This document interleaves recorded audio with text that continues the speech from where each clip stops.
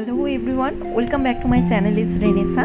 আমি দীপান্বিতা বনি চলে এসেছি আবার একটা নতুন ডিউটি ভিডিও। শেষ করে বাড়ির পথে ছুটছে এবং আমরা ডিউটিতে জয়েন করছি। হঠাৎ করে আজকে দুজনের আগমন একসাথেই হয়ে গেছে। আমরা নাইট ডিউটিতে চলে আসছি। আমরা করবো জয় একদিন, আমাদের হবে জয় একদিন। শেষের নাইট ডিউটি, তাই তাড়াতাড়ি কাজকর্ম শেষ করে খাওয়া দাওয়া নিয়ে বসে পড়েছি। ডিউটি রোস্টার আমাদের সবার সেম থাকে না, কিন্তু যার সাথেই আমাদের ডিউটি পড়ুক না কেন, আমরা কাজের সাথে সাথে সুখ দুঃখের গল্পটাও ভাগ করে নিই।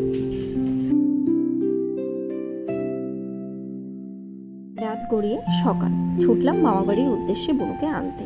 ছুটির সঠিক ব্যবহার করতে পাড়ি দিলাম শৈলের রানী দার্জিলিংয়ে।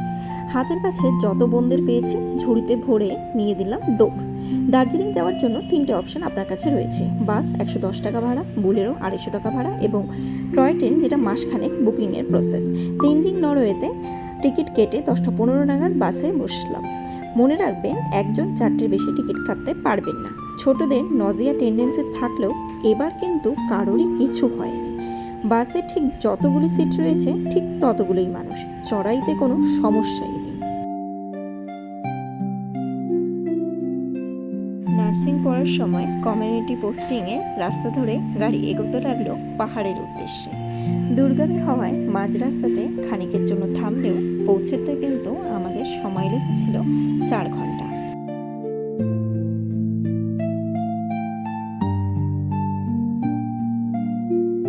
কখনো বৃষ্টি, কখনো মেঘ ভেসে যাচ্ছে চোখের সামনে দিয়ে। ওয়েদারটা ছিল জাস্ট অসাধারণ।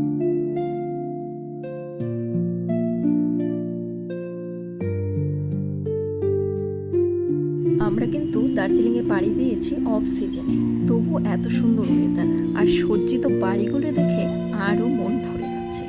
কিন্তু আপনি এইসব ওয়েদারগুলো খুবভাবে মিস করবেন যদি বাসে এভাবে ঘুমোতে ঘুমোতে যান। সদ্য নাইট করে রুমে ফিরেই আবার বাসে ট্রাভেল করছে, তাই ছোট বোন বড় দিদিকে মাথায় হাত বুলিয়ে দিচ্ছে যাতে একটু রিল্যাক্স ফিল করে। দার্জিলিংয়ের আকাঙ্ক্ষিত দৃশ্য হলো এই টয় ট্রেন। হোটেল খুঁজতে যাওয়ার চিন্তাটা মাথায় অতটা ছিল না, কারণ আগে থেকেই বুক করে রেখেছিলাম। কিন্তু ছবিতে যা আমাদের দেখিয়েছে, গিয়ে দেখে একেবারেই অন্য দৃশ্য। এমনকি ঠিকঠাক সেই রুমে একটা টয়লেটও নেই। পর্যন্ত গলাবাজি, যে টাকা দিয়েছি সেই টাকা কোনোভাবেই ফেরত দেব না, রুমও দেব না। তাই আমরা বেশি ঝামেলা না করে সেখান থেকে বেরিয়ে যাই, কারণ ঘুরতে এসেছি, ঘোড়াটা না হলে মাটি হয়ে যাবে। কিন্তু দার্জিলিংয়ে এত হোটেল রয়েছে, গিয়ে বুঝতে পারলাম আগে থেকে হোটেল বুক করার কোনো দরকারই নেই। হোটেল ফ্লোরা থেকে প্রতারিত হওয়ার পর চললাম নতুন হোটেল খুঁজতে। অনেকক্ষণ ধরে খোঁজার পর পেলাম নিউ মহাকাল নামে একটা হোটেল।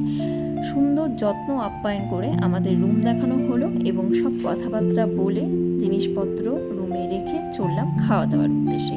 তাদেরই নিজস্ব লাগোয়া রেস্টুরেন্ট রয়েছে, সেখানে একেবারে বাঙালিয়ানার ছোঁয়ায় খাওয়াটা সারলাম।